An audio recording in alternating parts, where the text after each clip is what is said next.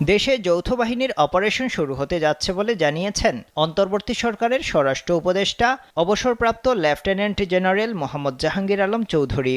মঙ্গলবার সচিবালয়ে স্বরাষ্ট্র মন্ত্রণালয়ের সভাকক্ষে আইনশৃঙ্খলা বাহিনীর বৈঠক শেষে তিনি একথা বলেন। স্বরাষ্ট্র উপদেষ্টা বলেন, আজকের সভাটি ছিল আইনশৃঙ্খলা সংক্রান্ত উপদেষ্টা পরিষদের প্রথম সভা। এই সভায় প্রধানত দেশের আইনশৃঙ্খলা নিয়ে কথা হয়েছে।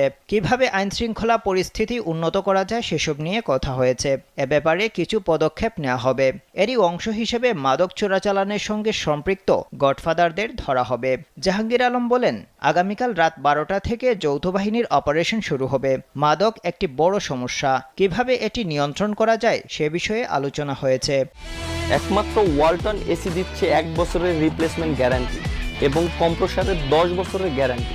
মাদক নিয়ন্ত্রণ খুবই জরুরি। তিনি আরও বলেন, মিয়ানমারের সীমান্ত নিয়ে যে সমস্যা সেটা নিয়েও আলোচনা হয়েছে।